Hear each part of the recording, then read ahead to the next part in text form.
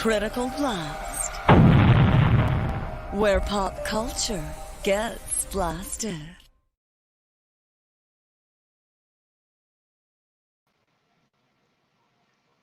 And good evening.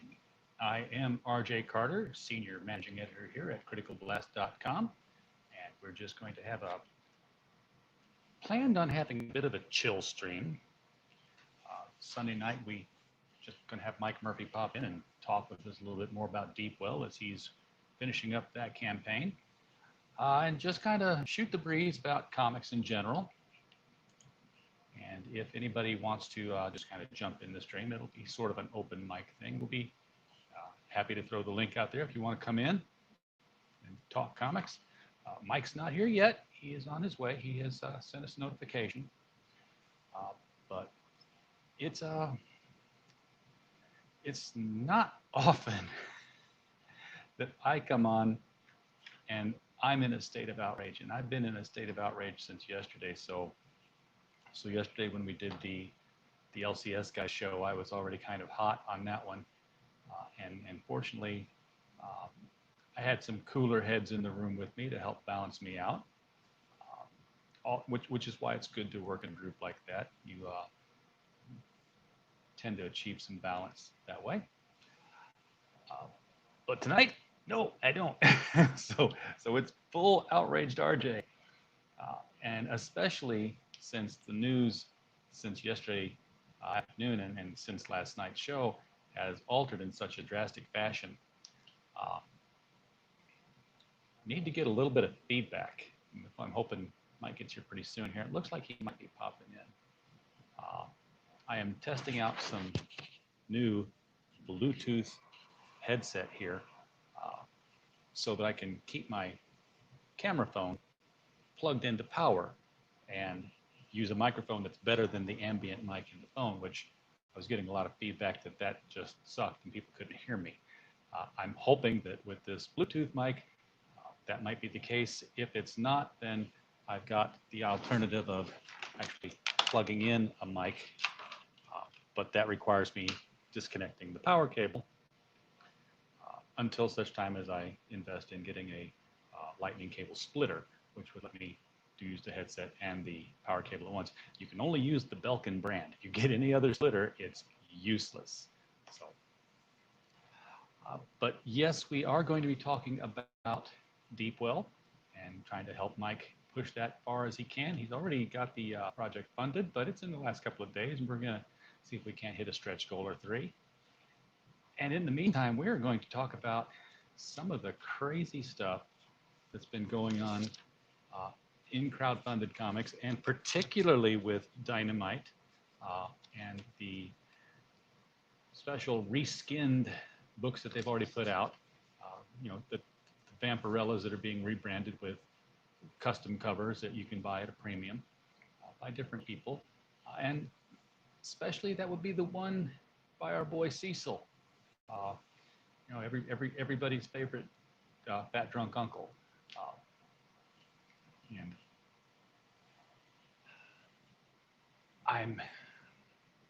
I've made some statements on Twitter about this, and I'm going to stand by them. And that is that Dynamite has chosen not to publish the Cecil cover for Vampirella. They are refunding everybody on their Indiegogo on that.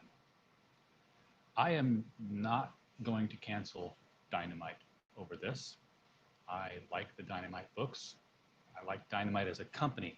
I shouldn't say I like all the Dynamite books. You're not going to like all of anything. Okay, this is getting real frickin' annoying now. Not so sure I'm liking these Bluetooth headphones because they keep falling out of my ear. That happens a lot with any kind of earbuds I have. That's why I like these. They grip on. They hang on to my oversized handles. Whereas the ones that poke in here, the more mandibular motion I create, the more it slowly pushes them out until they fall out. That's why I hate earpods. Unless I'm not talking or eating, if I'm just, then they'll stay in. That's not a heck of a show though. But as I said, I am not going to cancel Dynamite I'm not going to excoriate them in any way. They made a business decision based on the feedback they were getting and the pushback they were getting. I am going to be writing up an article on this on Critical Blast tonight, and it will be published late in the hours, probably first thing in the morning. People will start seeing it. But we are making an editorial decision based on cancel culture, and we are going to adopt cancel culture. It is the fashionable thing. If someone screws up, they get canceled. So who are we to buck the trend? And to that end, we are going to be canceling certain creators who were the creators who pushed Dynamite into making this decision. And those creators would include Mags Asagio, Tess Fowler, Mark Russell, Kwanzaa Osagiapo. I believe there have been others. I have not completed the list yet. And what that basically means is that we will not be promoting or reporting on any of their books that they put out. We've seen stores say that they're not going to carry Dynamite because of their disagreements with Dynamite choosing to affiliate with certain creators. If stores can choose not to carry product based on that, then certainly websites and news outlets can choose not to help out creators that they disagree with. So because of these guys and the way they pushed Dynamite into making this decision, the way their fascist tactics and their libelous statements have brought Nick Barucci around to saying it's not worth it to publish Cecil's book, it's no longer worth it to us to cover their product. We will not be purchasing their product for personal use. Any company that sends us promotional material, and we do get promotional comics to review from different publishers, if those books are in any way by these creators, those products will not get opened. They will not get reviewed. We will not mention them on our website. So they're blacklisted. Hey, how's it feel? I'm sure nobody cares because, it's not like we're comic book resources or Bleeding Cool, where, you only say good things about it anyway. And, I think that's fair too, to just blacklist them flat out rather than to review the product, because if it ended up being a bad review, well then, first of all, if it was a good product, we wouldn't do that. But they would say, well, it's a biased product. They're only giving us a bad review because they don't like what we did here. So if we give no review, then they can't really say anything about it. And that's where we're going to be on that. Mike, I hope you didn't get the wrong link, or I hope I didn't give you the wrong link. It would be my fault if you did. But if you're watching, throw me a line in the chat. You know what? I said I was going to open it up. So why don't I just do that? Anybody who has an opinion on this whole Dynamite kerfuffle and these alleged people who have been creating all this pushback, you're welcome to hit the link. Come on in. We will chat about this. And when Mike gets here, we'll just let him in as well, and we will chat up some Deepwell and try to get people talking about that. Goodness gracious. This is the cover, by the way, that was being crowdfunded. I do not know who the artist is. I'll be honest about that. I know it's a Cecil cover, but I don't know that Cecil is an artist per se. He may be. I could be absolutely in the dark about Cecil's talents. I thought Cecil's talents were sort of like Jon Snow's. He drinks and he blows things, knows things. But there was nothing about the cover specifically that triggered anybody as far as what the content was, the poses, the costuming. What triggered people was the fact that it was Cecil himself. It was the fact that they were associating, they being Diamond, that they were associating with Cecil because Cecil is a figure within the Comicscape community. So basically, what they've done is they've utilized consequence culture to remove the First Amendment right of free association from Dynamite. They will not let him. They will not let them associate with somebody in CG. And Mike, I know you've been following that. Please tell me you can hear me because I'd love to get some feedback on this microphone. Yeah, man. Can you hear me okay? I can hear you great. This is Awesome. the first time I've been using this Bluetooth microphone Hmm. because the ambient mic on this phone I've been using, people have been telling me it sucks. They can't hear me very well. If this works, this will be great because I can leave the phone plugged in. I can have the headphones going as well. I can not run out of power and people can hear me. Yeah, I'm hearing you just fine, man. Excellent. Well, obviously you came in while I was talking about the outrage du jour, Right, right. uh, and and I just mentioned to the people listening that I've decided that this cancel culture thing is catching on, and I'm going to adopt it myself. Uh-oh. So what are you going to be canceling? Well, I'm not going to cancel Dynamite. That's I'm very clear about that. I like Dynamite as a concept, as a Hmm. company. I don't like all their books, Hmm. uh, but what I've decided to cancel is the people who tried to cancel Dynamite. The ones Okay. who basically called Nick Barucci a Nazi, um, made comparisons to Dynamite and Nazi bars, made accusations of Dynamite and transphobia. Hmm. This attack on Dynamite's been snowballing for a week. So Yeah, it's been an interesting one for sure. I mean, what I don't understand about the whole thing is, I mean, we've done this dance a handful of times now between, Anna's cover and the multiple covers that, Ethan has done for Dynamite. I exactly. don't, yeah, like it's weird that they were going after Dynamite as hard as they were specifically because it was Cecil. Well, I think Cecil was low hanging fruit. Mm, Uh, Ethan, yes, they got just as upset over Ethan. They said, I can't believe Dynamite's crowding around with Comicsgate people. Ethan's a moneymaker. Uh, they right. said it about Anna, kind of, sort of, because of her affiliations with the Phantom Menace, and she didn't like the last Star Wars films or whatever, and that's anathema. Uh, Right, but right. Anna's got a huge YouTube following. Anna's money. I don't know that Cecil's money. Um, Hmm. he's some money because Ethan was obviously going to push the thing, but eh, yeah, the art.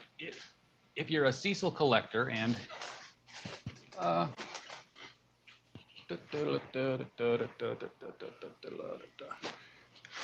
I guess Oh, I'm nice. now one. There you go. Got a Yeah, little yeah. got a little Cecil head here.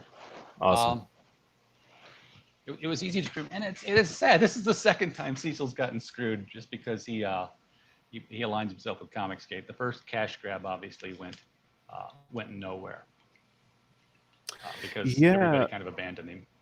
yeah. I think the thing about Cecil that, gets all of these weirdos all in a bunch is, he's kind of our point man when it comes to satire and poking fun at them in the first place. Like Ethan will go toe to toe with them, and a handful of other people will kind of go to the mat whenever there's a problem. But Cecil is the one, I mean, he's talked about this stuff before. Like he affects a certain type of accent.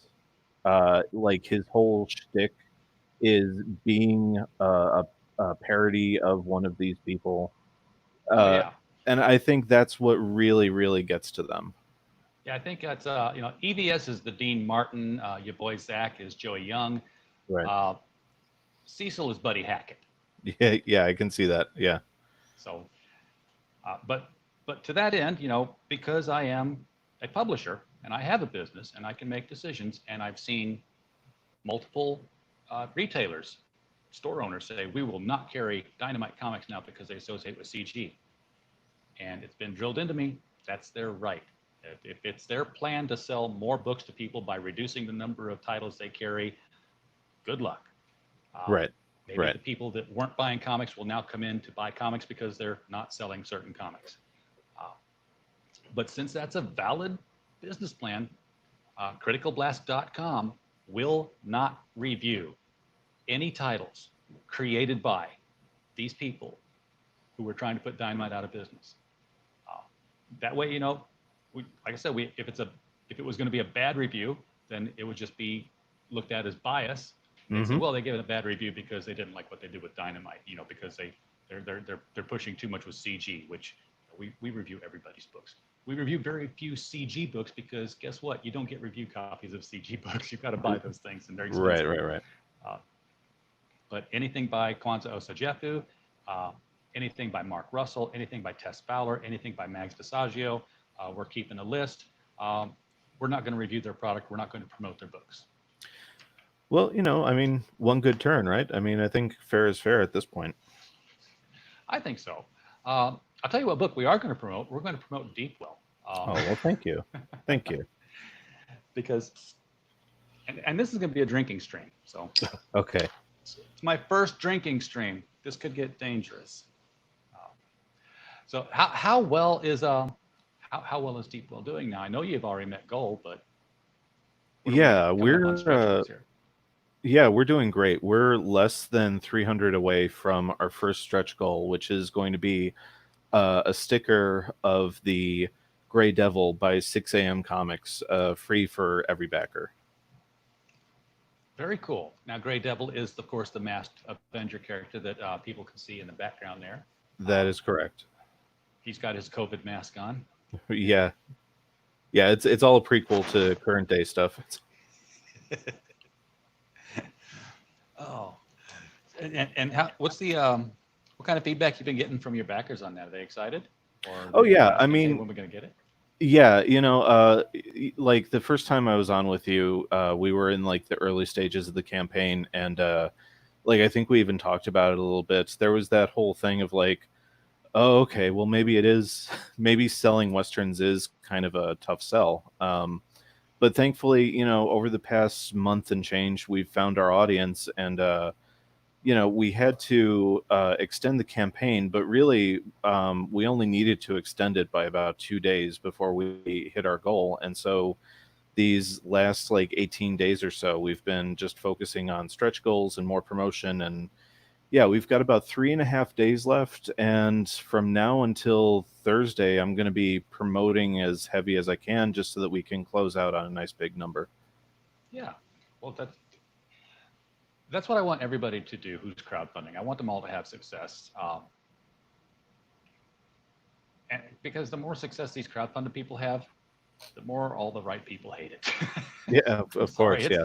It's schadenfreude on my part, I know, but no, the people I brought in to push their stuff, it's stuff that I've gone out and looked at on Indiegogo myself, and it's something I've said, you know what, I can talk about this and I can promote this, and I can not be a shill about it because I'm sitting here thinking, God, this stuff looks awful. I wouldn't read this, but hey, everybody go out and buy it. Right. Right. Exactly. This is all stuff that I would want to read. Yeah, and likewise, I'm with like the whatever limited platform I have, be it my YouTube channel or my Twitter account. If if I'm promoting something, it's because to one degree or another, I believe in it and support it. I don't like getting caught in those situations where you basically have to lie to your audience, and then you have to lie to the person that's asking you to promote it. Yeah. I just feel there's something disingenuous about that doesn't help anybody involved. Yeah, I'm not a radio broadcaster. I don't have to read the script in front of me just because somebody paid money to the station. Huh? Right. Now, if somebody wants to pay me money, no. Yeah, exactly. Like, hey, if you've got like an extra 100 or two, sure, I'll promote the hell out of your book for you. Absolutely. And we do have a tip jar down there in that description, folks. It's right underneath that link to Deepwell. Go there first and throw money at him. And if you guys spare change, you can drop it in the tip jar. We're good with that. There you go. To this day, nobody has taken us up on that offer. Oh, you'll get there, man. You'll get there. But you know what? I opened up tonight's stream just in case anybody else wants to come in and just kind of chillax or rant. It's Yeah, going to man. go both ways. Uh, but a couple of days ago, I just said, "Hey, who wants to come and promote with us?" I do that every once in a while, and sometimes I'm like, anybody, Bueller. And Sure, sure. this week we got slammed. We had we've been doing live streams every night, and we'll be doing live streams every night through this Friday. Uh, Well, that's great, man. we had the Grim Reaper on Hmm. Thursday, and was White Cat Productions doing that. Boogie Yeah. Butt was on here Friday. Oh, Uh, wow. the LCS guys last night, we were on for an hour and a half. We welcomed Larry's Comics.net to the show, so now we've got 5 different retailers to try to talk with at one time, and we're all over talking to each other. But it's a lot of fun, and it balances things out. Sure. Balances the opinions. Uh, Tomorrow night, we're going to have Confederate Monster on, which is a project that I think you would, uh, liking the Western milieu, you would probably like that. It's a Frankenstein in a Civil War setting. Oh, wow. Uh, That sounds excellent. it's it's going to be interesting to talk to the guy because it's not it's crowdfunded, but it's not Indiegogo and it's not Kickstarter. He's doing it through Patreon. I'm like, that's a subscription service, not a buy-in. So I'm gonna Yeah, be interested in finding out how he does that. that's kind of what, like, year one your boy was doing with Ironsides, because he would give the money from his Patreon to a buy to work on that book. I'm curious how that's going to work out. Yeah. Tuesday we have Red Eyes. Wednesday Blood Realm, which is Robert Geronimo, and I believe that is an Alterna book. Yeah, I was going to say And that's Alterna. yeah, and then Thursday we're going to have Luke Weber on. He's going to be talking about his work in the animation industry, Hmm. specifically how it parallels the Whisper network that was revealed last week, and how the same things are happening in the animation industry. The same blacklists are going on there. Interesting. Going to be very, very busy. Yeah, man, you got a packed So week. I'm telling you, and you know what? We can do 2 a night if we have to, guys. I've got nowhere to go.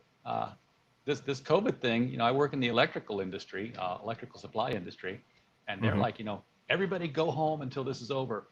And as the longer we've been here, they're like, you know what? We really don't need you guys in the office. You can Right, do right. all this from home. It's IT, and I'm like, yeah. It's like, so this whole thing that we bringing people back in waves, yeah, your wave. Don't even worry about. Don't even think about coming back till after the first of the year. Hmm. Wow, I'm that like, is it's insane. it's freaking July. So Right. I'm here working on laptop number 1, Yeah, 9 hours a day, and then I'm on laptop number 2 for another 8 hours a day. that is insane, man. So what are you doing during this COVID year? You hit by this still? You getting back to work? I mean, our work has slowed a little bit. We're fortunate that we both work from home because we're freelancers to begin with. But Very like good. some of the individuals and companies that we work for, like there has been a hit financially to them, which means there's a hit financially to us. Sure. Yeah, it's just part of why like we've made such a heavy commitment to Comicsgate. I mean, the more we can build up our audience and the more that we can actually start looking into profit margins from titles to title, like we can pull back a little bit off of the freelancing and focus a bit more on publishing. And yeah, man, I mean, we'd love to be in a position in like the next year or two where like this is all that we're doing full time. That would be a lot of fun. Uh, I'm trying to go the same way. It's not Hmm. going to happen quickly because we're just starting out. But as far as the publishing goes, we don't do comic book publishing. I can't draw worth a lick. I Okay. can write Okay. and I can edit. So we've been doing the Critical Blast publishing stuff. We did the hardcover for uh, this young adult superhero novel called Bulletproof by Nice. Stephen J. Mitchell, and that's available on Amazon, and the link is down below. Uh, and this was our first one actually, Gods and Services, a short story anthology. Hmm. about out of work gods, and then we just published uh, The Devil You Know, which is a whopping 370 pages, 20 short stories of people's encounters with the devil. Sure. That just came out like the last couple of weeks. But I would love to do that all the time. Just read people's excellent stories and pick and choose which ones I want to publish, and then just put them in books and format them Hmm. and collect checks. Yeah, That's not as absolutely. sexy as drawing frogs. Right, right. Yeah, no, man. I mean, that's one of the things that I very much like about CG and the whole indie scene right now. None of us shy away from our capitalist leanings. I make comics because I love comics, but I also make comics because I very much want to make money. Yes. Yeah. No pictures are nicer than those ones of the dead presidential portraits done on Yes, that flat green paper. Uh, yes. got BAP2 in the comments here. Says he's looking forward to the book Deepwell. Uh, so, so so are a lot of people BAP2. I think I'm on that. I better check it and make sure I am. I've backed a number of things recently. I have to be picky and choosy because I'm not the only one who has to live off of my checking account, unfortunately. Oh, of course, So of course. um, Yeah, well, thank you, BAP2. And yeah, the past week and a half, 2 weeks now has been crazy. Like we hit funding and we're way past our original goal, and we've got our alternate cover up by Preston Acevedo, and oh, nice. yeah, and just yesterday we sold the original art for that cover. So yeah, things are going well. Can you show that up here? It could, like, my computer has been acting weird. Could you pull up the Gotcha. campaign on your screen? I will. I will try. Uh, reason I have other people host is because again, computer acts weird. Yeah, yeah. Hey, look, it's in my history, which means I've been there a couple of times.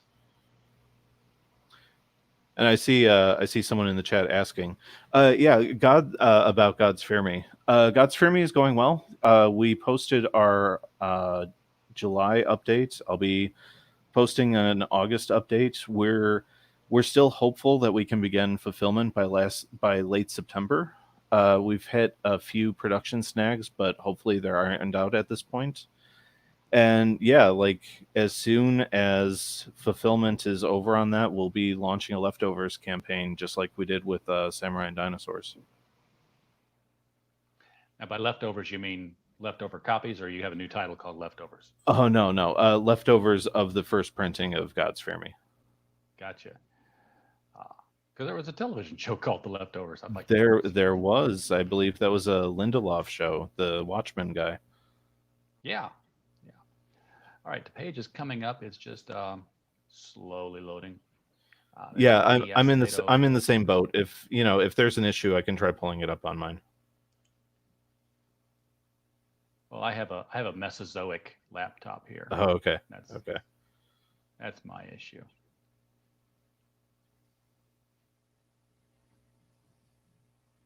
All right. I got the cover pulled up. Now let's see if I can actually share that tab. Sure. Chrome tab. And Well, if Newfie wanted something like more specific regarding God's Fear Me, we are halfway through production on the art, and I'm just about caught up on the coloring in terms of the art. So yeah, like a little over halfway at this point. Is what we have to do. okay. Doing the share thing. We'll see if that's where it starts to go crazy. Okay.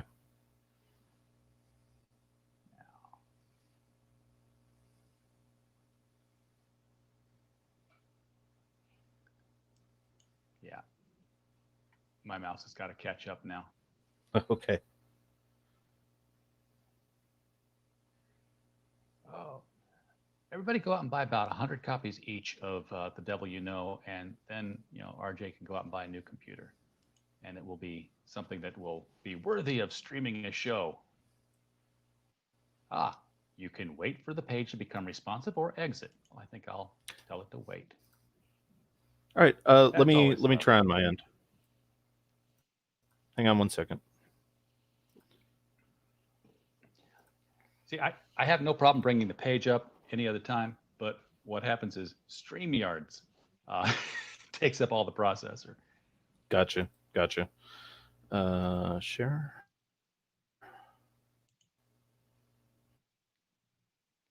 It's a beautiful cover. I've been looking at it here, but I should be sharing.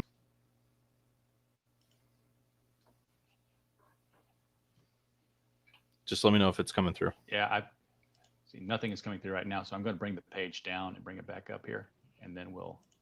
Okay. That's the nicest thing about StreamYard is that the page can crash all at once, and we're still talking, and still putting on a show. So we don't need the studio page until really it's time to shut it down. Mm-hmm. Mm-hmm. Now that cover, the one I saw is black and white. Is that how it's going to be produced? Is black and white cover art? Yeah. Yeah. So let me get down to it. So Preston did an alternate cover for us for God's Fear Me as well, and that was in black and white. So it's kind of become his running theme with us of his alternate covers are black and white and pencil rendered. There we go. Yeah. That is cool. Let me give that some full screen attention. Yeah, that is very nice. Yeah. So yeah, just like with God's Fear Me, this is going to be black and white, and I don't know, like we talked about it, and I'm going to try to keep him on as our alternate cover artist for all of our future projects. I think there's just something cool about the way his covers pair with our main covers. They really complement each other in a really awesome way. You know, it'd be funny. Hmm. I'm not telling you to do this, but Hmm. somebody in Comicsgate who's prominent enough to be a name should try it. Uh, do a DC and Marvel do put out blank covers with just a title on it, and that way you could take them to conventions and say, hey, Mr. Yeah, Prowler, I've got a Cyber Frog here. Would you draw the cover on it? right. Yeah, man, that is a good idea. And we have been thinking about stuff like that. All I'll say is, there's at this point at least, there's still supposed to be a CG Fandom Menace convention next year. So if we make it there, you never know what we're going to have at the table. See Heroinberg in the chat. I'm letting them know that I have their book. Yeah, Heroinberg, I'm gonna continue supporting Dynamite as well. We talked about that earlier. We're not going to cancel Dynamite. We're going to cancel the creators who tried to cancel Dynamite. So if you're looking for any of their material on criticalblast.com, you won't find it. Yeah, I mean, like I just posted up like something on Twitter saying like I wasn't gonna comment on like other companies' business, but like what I will say is I don't plan on quote unquote canceling Dynamite, but I am gonna be more selective in what I purchase from them. Well, sure. I mean, you're gonna when you are expecting them to do something, you see them back out, especially when you see them pressured out of Right. something. Uh, the disappointment factor is going to be tainting every title. I was at the point yesterday, and Of I'm course. going to follow through with it this week, that if they stood up and they kept it up with for Cecil and they did not bow, I was going to add every single Dynamite title they published to my pull list. Um, I was going to tell Sure. Dave Dyer at Cosmic Comics and Belleville, who's on our LCS show, he was going to put them back for me. But now, I'm back to saying, well, I'm just going to pick and choose what I like, and we'll stick with it that way. Right. So speaking of the books that we read, as comic book fans, what do you pick up to read? Like, what did you get? Did you get anything this week to go over? Honestly, at this point, there's maybe 3 or 4 titles from DC that I purchase, and I get them in trades. Okay.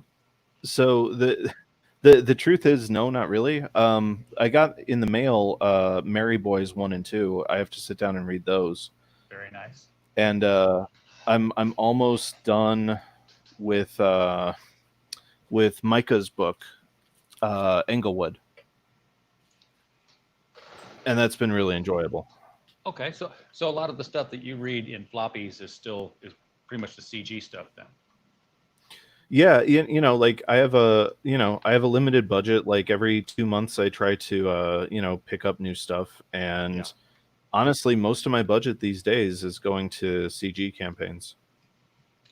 Well, I'm in a fortunate position that because we do run the business that is Pop Culture Review, uh, I go to the comic store, buy a few things, and I keep my receipts.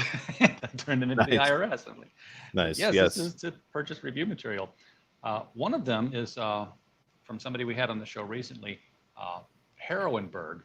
This is from, you saw Heroinberg in the chat, and we had them on the show recently. I got this Hmm. at my local comic shop because Heroinberg in Pittsburgh, a bunch of Pittsburgh creators were on the show. Uh, my comic shop saw them, they saw him, they worked out a deal, and he started carrying some of their titles. This is an interesting concept they've got here because what they have is a comic book that ties into a live action web series that they produce. So, so all these characters are actually also models and actors who do the stories. The other thing about this book is if you look at the cover here, listen to the cover. You see how stiff that is? Oh yeah, yeah. Well, guess what? It is 100% that way through the whole book. Oh wow. Every one of these pages is a stiff sheet. It's very high stock. Uh, Sure. It's so, thick. so I'm gonna I like it. very thick, THICC thick. Yeah. Uh, it's gonna be easier to keep that one in mint condition. It's not Right, gonna, right, right. Yeah. and then the other stuff I always try something I never heard of if it's there, and my LCS guy's real good about that. Sure. So naturally, I'm following the Joker War stuff. I've got to read up on that and see Okay. what's Yeah, going yeah. on there. I think it's such a welcome relief from Batcat stuff that we went through the past 2 years. Yeah, And then the one I go ahead. no, go ahead. And then the one I hadn't heard from was from Vault Comics, this Engine Ward thing. So I'm like, I have no idea what that is. It's a #1. Okay, you're on the stack to be read and reviewed. Right. Yeah, yeah, King's Batman run was one of the final straws with like mainstream comics for me. I felt that Rebirth started off so strong. I mean, at its peak, I was easily reading like 7 or 8 different DC titles all at the same time, all in trades. So pretty much like every month, like I was buying 1 or 2 trades from them. Like my favorite was Tomasi's Superman run. Then you had Priest on Deathstroke. I was really enjoying Red Hood. Just the idea of turning Red Hood and the Outlaws into like the Dark Trinity, I thought was really clever. Yeah. Like there were so many good books for like about I'd say 2 years, maybe 2.5 years, and then just all this stuff started collapsing in on itself, and then you had Bendis coming over, and no, like Yeah. now it's pretty much the 2 Batman titles, Tomasi's run, and I'll be getting Tinian's run in trades when it comes out, I think in October. Tinian's run is better, much better. Okay. It's still got its problems. Uh, Sure. it's crowding a lot of stuff into a short run, but Hmm. it's comics, so they do that. Right. Yeah, I was super excited when Rebirth happened, uh, because as soon as it hit the end of Rebirth and you see Dr. Manhattan, it's like, oh, because I had contended for years Hmm. uh, after, and by years I mean like since 1987, when Watchmen ended and I was in college, and they had that whole scene where Dr. Manhattan is saying, renewed my faith in human life. I think I'll go create some. And you Right. see him step into the little orrery thing there and disappear. And Adrian's like, what's he doing? Well, he said what he's going to do. He's going to go create some human life. And I I have old comics, and I have Green Lantern number 40. Hmm. For those who don't know what Green Lantern number 40 is, the cover has Hal Jordan and Al, um,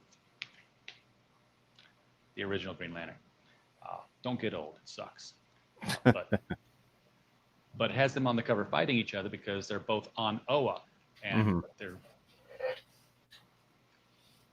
This is the story where Krona, his origins revealed. It's the very first time they talk about how the multiverse came to be. So it's considered to be the first Crisis story. It's the origin of Crisis, and it's the first time you Oh see wow. him Okay. peer back into the ancient time machine and going back beyond the beginning of time, and you see that hand holding the galaxy that they keep reproducing in all the different Crisis books for a while, Right. Right. Right.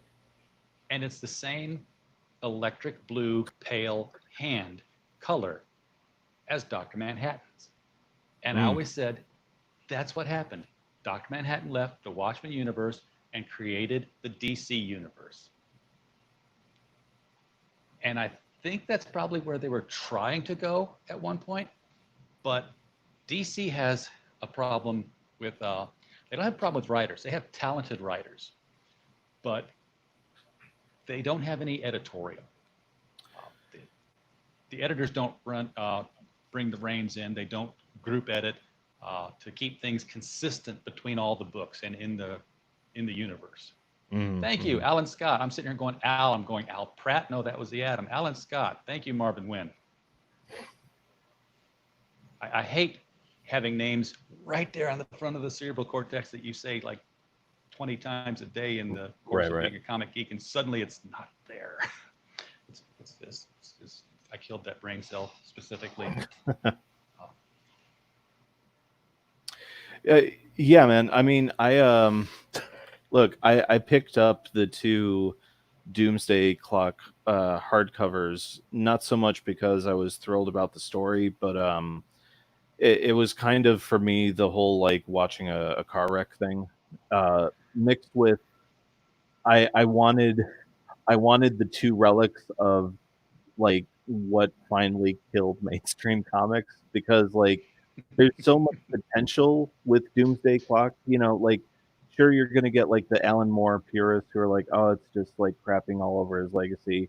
But it's like it is what it is. Like if you're this multi-million-dollar corporation, of course you're gonna eventually exploit whatever IPs you own. So then it just becomes a matter of like how well it's done. And I knew with all the chaos going on and the corporate restructuring and the Dio leaving and all this, I knew that there was no way that Doomsday Clock was going to be this like solid, coherent story that was like a love letter to both Watchmen and DC Comics. I knew it It, wasn't going to go that way. it So tried to be. yeah, God I had bless to Jeff own them. John's heart. Right. Yeah, I mean, when you see what Dr. Manhattan's doing early on in the series, where he's like, he pushes the Green Lantern slightly out of reach of Alan Scott's hand, so that there is no Golden Age Green Lantern. Right. Well, first of all, yes, Dr. Manhattan was always able to see every facet of time as though it was all happening concurrently. Hmm. But in Watchmen, he could only do that for the space that he occupied. He couldn't go back and look at 1927's, baseball games or whatever, because Right. he wasn't there to have seen Right. them the first time around. Now, the only way that it would have made sense for him to be there on that train that's crashing with Alan Scott is if he had existed throughout the entire DC timeline and had Sure. been that universe's creator. That would have made sense. But it didn't go that way. I think there were some editorial pushes. Um, and the other thing about Doomsday Clock is that it had so much going on in its pages that was so large that it had to spill over into the rest of the DC universe, and it didn't. Uh, Right. if Julius Schwartz had been editor, there would have been a Doomsday Clock banner at the top of the masthead of every major DC comic title out there, and something in that book would have been a spillover from Doomsday Clock. Every single hero, every single titular hero in the DC universe should have had to deal with the Superman theory in their own way. As far as, were you created by the government? Are you following a script? Are you really a superhero, or is this all an act? And none of them did. There were no Right. riots in Gotham. There was nothing. There was no blowback on Superman. So it was. I sensed John's frustration through that. I'd love to talk with him about it sometime to see if what all was going on in the back of the offices while this was being forced out. But Yeah, I mean, it almost feels like a pseudo sequel to Watchmen in name only. Like it feels like this thing where there are all these huge stakes, but none of the stakes have any repercussions across anything. It's just, hey, here's a story that like happened but kind of doesn't count. yeah, and the only thing that ties into the entire DC universe at all is the fact that Doctor Manhattan exists. Right. Um, there was that whole the button that showed up in the Batcave. Well, why Yep. did it show up in the Batcave? We don't know. We never Right. made no sense for it to be there. Um, Wally West saw Doctor Manhattan when he came in Rebirth, and that's what kicked the whole thing off. Got the excitement, Hmm. and now Wally West is Doctor Manhattan in a way. I mean, In a way. he's wearing Yeah, the pale blue costume, and he's got the Doctor Manhattan symbol on his forehead now. So I don't know what that's all about. yeah. It's I don't know, man. It's an This is editorial mess. yeah. It's just one of those things where you go like there needs to be a regime change, and at the same time, like I get that you guys are doing what you feel you need to do to keep the lights on, but I don't think that this is the right way to go about it because it again, like you look at the Comicsgate model and it's, hey, put out really cool comics that people are receptive to. Um, Yeah. and I don't understand why that isn't just the way it works on a corporate level. Like there was this video that your boy did a couple days ago about like as a thought experiment, try explaining the way the comic industry works to any other person that works in any other industry.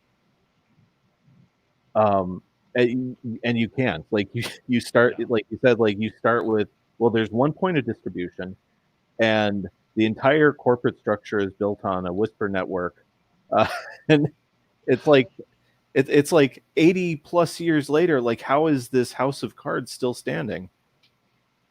Yeah. Well, it wasn't always a single distribution thing. I mean, that's something that came up in the mid '80s, and that even then wasn't a single point of distribution. There were other distributors. It sort of just Mhm. kind of collapsed into one over time.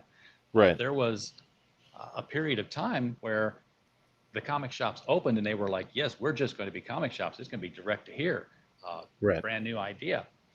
But you could tell if your comic book was destined to go to a direct distributor or if it was going to go to a newsstand because of the little white box in the corner. Hmm. If it had a barcode, it was going to newsstand. If it was, plain white or it had like something written in it by the company, like "Make Mine Marvel" or "Who Watches the Watchmen" was one that was popular, Right. then you knew that it was going to a direct sales outlet. Yeah, I mean, look, growing up in the 80s, I was lucky enough that there was a local comic shop, but for the most part, like my comics came from the dollar store, that came from grocery stores. There were certain chain stores that sold comics in like 3 packs, like vacuum sealed. Yeah, Um, and like you could get subscriptions to comics, you could get subscriptions to like Disney Adventures and like all these other titles, and to like think back to like all the different ways that publishers used to have to get these things into people's hands to where we're at now, it's like, oh man. Yeah, and you're right. I mean, any other uh, company out there, somebody makes widgets. If if FedEx goes down, they're going to use UPS. If UPS goes down, they're going to use DHL. Right. They've got multiple different ways to get it out there, and that's one of the positive signs I've seen happen this year is that there are now more than one way to get your comic book out. Hmm. And one of the things that came up on our LCS guy stream last night was that, and we're gonna hear this drop probably this week or next week, is the ink is drying on the paperwork for yet another publisher to be pulling out of Diamond, and it's not a small one. Sure. So we'll see who that is. And Well, yeah. I mean, look, man. I'm no fan of Diamond, and especially after watching Jeppy do those two like streams with both the publishers and then the retailers. Um, hard at work. yeah, I know, right? Yeah, like I told you, right? Like during the one with the retailers, he was like so timid and like, hey guys, we're gonna make this right, aka like keep giving me your money. Um, but when it was him hanging out with the publishers, he's dropping this stuff like, hey, stay in your lane, let us worry about getting the comics out to people and shops. And his wife and son were in the chat and they're like sending in $100 super chats, and you've got these publishers sitting here going like, when are you giving us our money again? And Yeah, yeah, I wouldn't want to be Steve Jeppy right now. And I know that book publishers have tried to buy the Diamond distribution network out from under him. Uh, I would I would expect that probably by the end of this year he's going to take them up on it, especially if people keep dropping out of Diamond to go with Luna or the other system. right. I can remember Luna. I can't remember a three-letter acronym. Yeah, and not to mention, I mean, like on the independent side of things, I mean, when like I know for us here at Chibi, when we start getting into like our second and third print runs on our titles, I'm definitely going to be looking into whatever Peter Samedi is cooking up with his alternate Yeah, distribution thing. that's up and running now, isn't it? I don't know if it's up and running, but I know he's like, I think there's a sign up list or something. I don't know. I should talk to him. Yeah, definitely should, um, because he's friendly to the independents. He'd be the first person I would go to approach Yeah, if I were doing something crowdfunded and building a company up from that. yeah.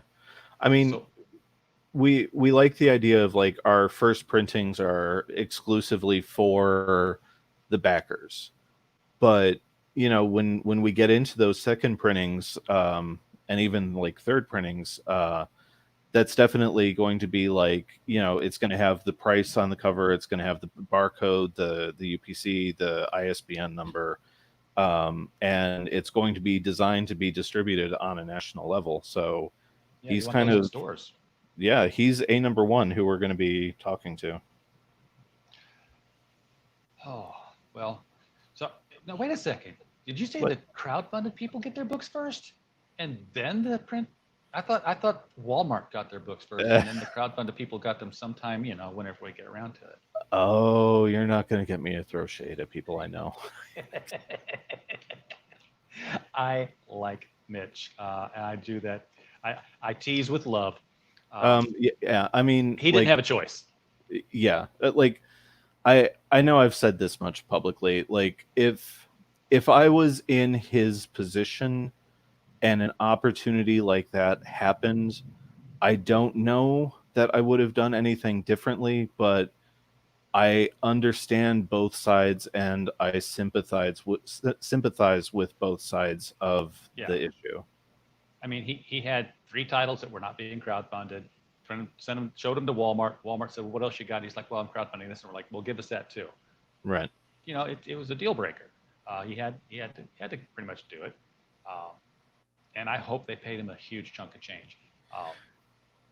Yeah, and I mean, look, ultimately I can't remember who I was talking about this with. I think ultimately we have to wait a couple months and see how much of a success their push into Walmart is, because if if it ends up being something steady that can be a foothold for other independent creators into a platform as large as Walmart, it could be something that we all collectively forgive them for.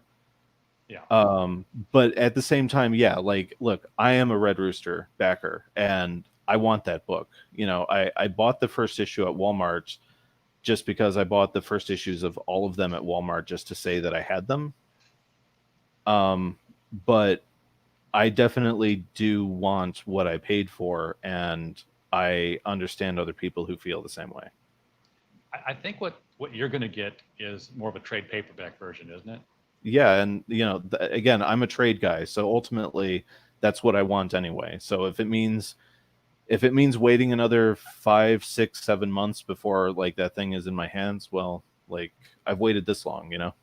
Sure. I what I don't understand is the stickers that got stuck on at Walmart, because you heard random stories like I bought it at Walmart, it has a sticker on it. It's been consistent. Every Walmart I've gone to has put the stickers on the cover. I'm like, that's not a dopey manager who doesn't know what he's stocking on the shelf. That's a corporate level decision.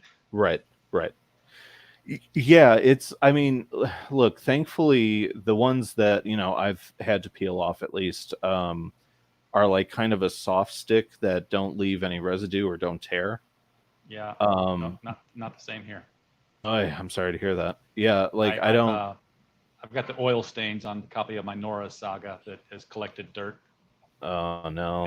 and that was worse because it was a white cover, so you can really Right, see right. it. Yeah, yeah.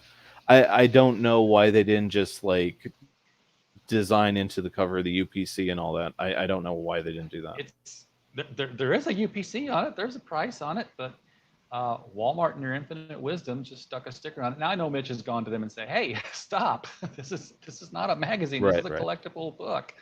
Uh, right. you're, But they're you're not gonna. actually deterring people." Right. Um, Yeah, I mean, so I don't know. That whole thing is a really interesting. It's an interesting thing because an interesting situation because there's the backer part of me that's upset, and there's the entrepreneurial professional side of me that's like, yeah, I want that to succeed because I want this very nice couple who make comics together to succeed where Marvel, DC, Valiant, and other publishers completely failed, in terms of like gaining a foothold into a mainstream marketplace. yeah, well, the thing with where Mitch has succeeded in Walmart and where he succeeded over DC and Marvel is placement. Hmm. He's back. He's actually in the store. Now, Right. I don't know how your Walmarts are set up, but the DC books and the Marvel books are with the Magic the Gathering cards and the pop vinyls and everything else that are on the end aisle of the actual checkout where all your impulse buys are. Right. And you can't just stand there and browse the books Right. because your butt's getting hit by the shopping cart coming behind you if somebody's trying to check out there. It's horrible placement. It is. Yeah, that's similar to where our local Walmart has the old DC stuff, and it's the same way at the Walmart on the coast. Which I know, to anyone not living in Portland, they're like, "What?" But anyway, when we visit the coast and the Walmart there, it's kind of the same setup. Well, yes, because Walmart, has a design and they Right. build them all the Right. same and they lay them out the same. Uh, they're remodeling again now. I've seen some Walmarts picking up and changing their layouts. But that part's not going to change. I can tell that already. It's not moving.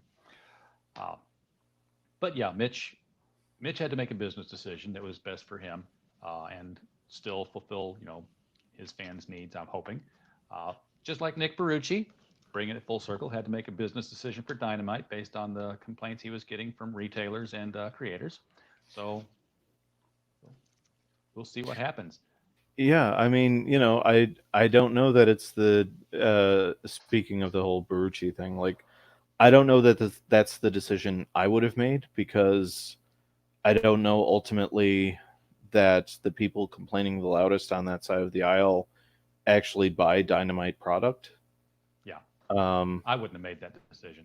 I don't think I would have either. But Well, Bap too in the chat had an interesting throw out here that we hadn't considered. And he said, I wonder if it had something to do with the IP holders forcing Dynamite's hand. And I guess the IP holder here would have been whoever owns Red Sonja, whoever owns Vampirella, that they're licensing. yeah, I mean that's interesting. That Um, could be compelling if they said, hey, sure, why are you putting this guy on the cover with our character?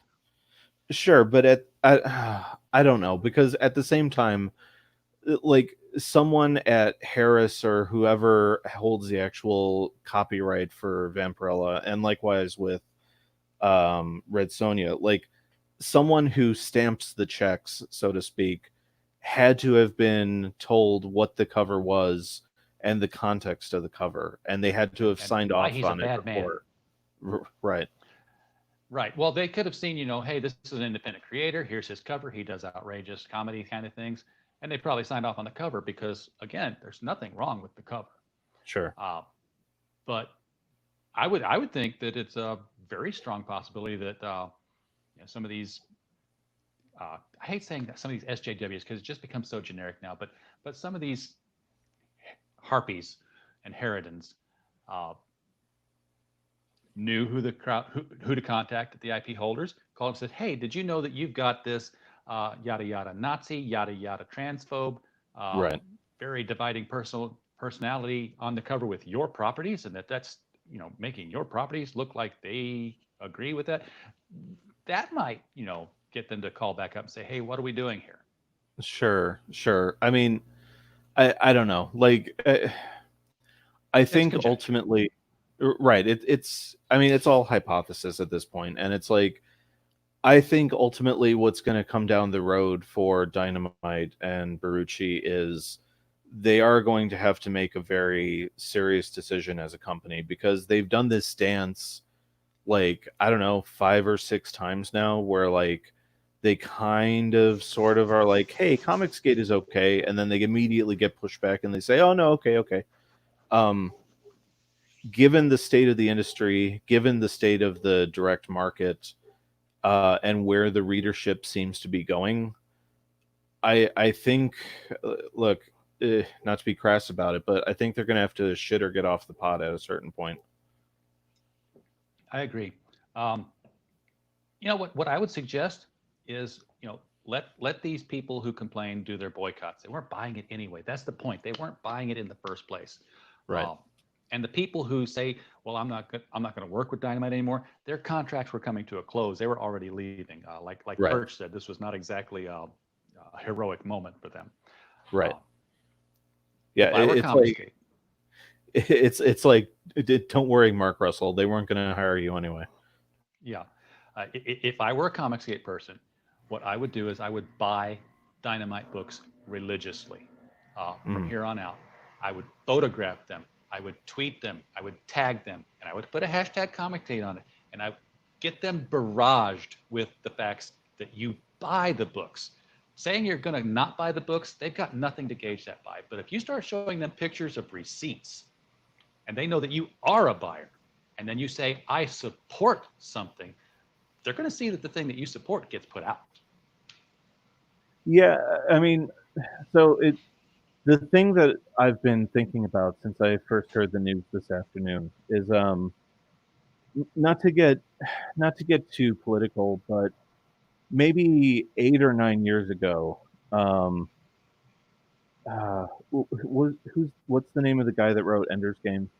I'm blanking out. Orson Scott Card. Orson Scott Card. Thank you. About 8 or 9 Yeah, he's years hated. ago. Yeah. Oh yeah.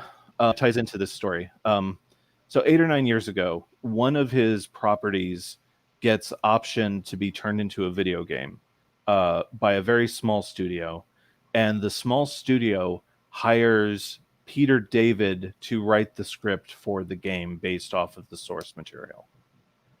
And when the game came out, it was called Shadow Complex.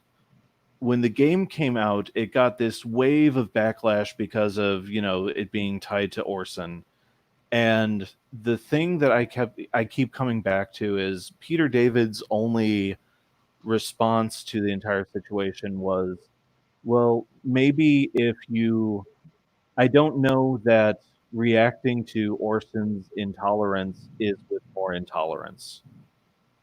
Like, the people who are like, oh, well, I'm done with Dynamite, I'm never going to buy Dynamite again. I'm like, if you have all the SJWs and all the weirdos on that side of the aisle saying the exact same thing, maybe show Dynamite that there is a better alternative out there, Yeah. And, Gabriel's saying here in the chat that he understands that they had the creators threatening to withdraw and boycott.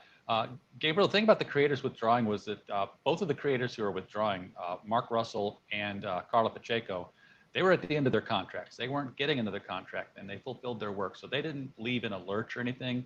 Right.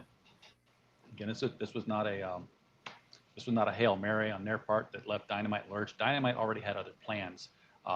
They did make a lot of noise, and there could be other people who held sway with Dynamite that might have tugged at their ear and made it happen. But it's something we won't know. I've got a line into Nick Ferrucci. I'm trying to get him on a show. We could talk about it. I doubt he'll get too deep in the weeds with it because it's legal matters might come up out of it, or of course. He just doesn't want to cause any more problems.